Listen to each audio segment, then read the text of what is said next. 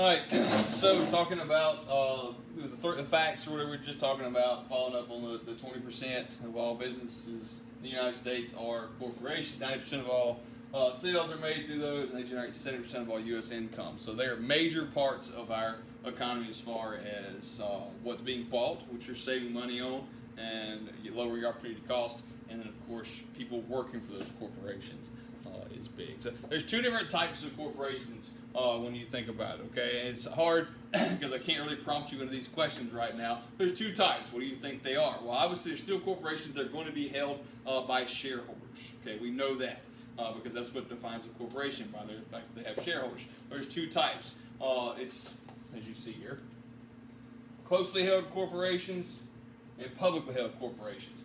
What do you think publicly held corporations mean? It's open to the public. What does closely held mean? It's only going to be open to a few people. I referenced in one of the earlier videos of the show Dallas that I was talking about, where it was about shareholders and trying to get control of the business. Well, they didn't have millions and thousands. It just was not even 100 maybe shares, and they were split between their families, and the whole point of the show was them trying to get shares, manipulating, blackmailing, killing, whatever it took to get the shares from their uncle or their cousin, their daughter, or whatever it happened to be, to try to become the majority shareholder in this company so that they can make all the decisions for the company. Because if you have the most stock, then you have the most say in how the business is run. So closely held is going to be open up to, as you see there, they'll issue stock to a few people, often family members, that will pass it on to other family members. That's how a corporation can stay within the family business when it's closely held. It's not open to the public. It didn't go public. You may have heard that term recently in different companies. I know the most recent time I can remember off the top of my head was when Facebook went public.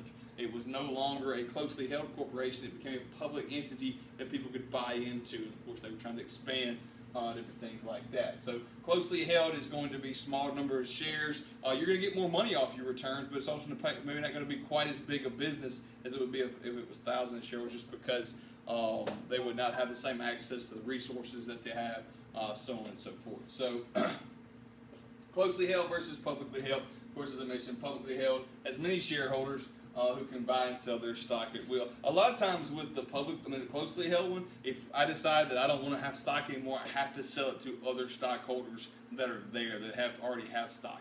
In a publicly held one, I can sell it to whomever is on the market because my guy is going to sell it, or I'm going to sell it through some third-party e-trader or whatever it happens to be. So, that's a major difference as well, that these stocks are going to stay within this. I likely can't sell them outside of the family, outside of the people who already have there, unless there's, you get married and then you get divorced and they get some of that. And that's how things get crazy in Dallas. If you ever want to watch the show, it's a great show. You should definitely watch it. You probably won't do it because it's old, but when you get old like me, you'll like it.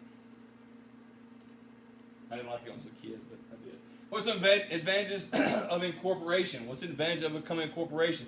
Businesses that become corporations were not necessarily always corporations. They may have started a small business and worked their way up, or maybe they were a small business that was bought out by a corporation and they were put into that company. So you see some of that a lot of times. And what are some of the advantages of doing that? Limited liability for owners. Who owns the corporations? Stockholders. Is there liability for stockholders? No. What do they do if the business fails? What happens if me as a stockholder, if my business fails? What do I lose? What's going to happen to me? I'm going to lose my investment, and that's it. If I bought 1,000 shares for $10, okay, and they became worth millions, and then I didn't sell them, I didn't actually lose $1 million. I only lost 10. Now, because I didn't sell soon enough, I lost lost the opportunity, a lot of money, but I didn't actually lose anything except the $10 I actually put in. Does that make sense? So I'm only going to lose my investment. Okay. Hopefully, if I get $1 million in shares, I sell my shares so I become a millionaire. But if I didn't and I lost it all, I would only lose the money I bought in with at whatever point that was. If somebody, as I mentioned before, somebody slips and falls, I'm not getting sued. They're getting sued. The company's getting sued, not me. I'm just a shareholder who owns the company, but I don't have any liability in the company. So I have limited liability. The only liability I have is the money I lose in investments if it fails. I can transfer my ownership. If I have a sole proprietorship, I can close my business down. If it sucks and I'm done with it, I close it down. Partnership sucks, close it down. Whatever.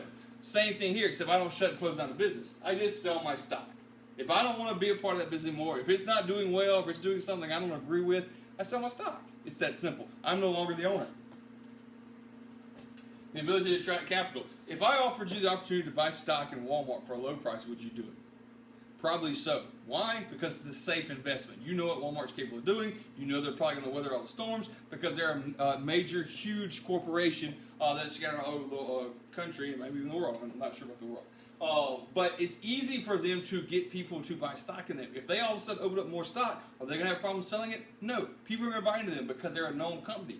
It's a company that's just starting out, a little bit harder, but still attracts a lot of people because people like to take risks, because with big risks comes big rewards. And so they can attract capital. Even a starting up corporation who is not as established as a Walmart or something like that can still attract it because people want to take that chance and want to invest in something that they like if they think it's a good idea and gamble on that. Of course, if it starts to tank, they can sell it hopefully beforehand. If they can't, they just lose their investment, and that's it.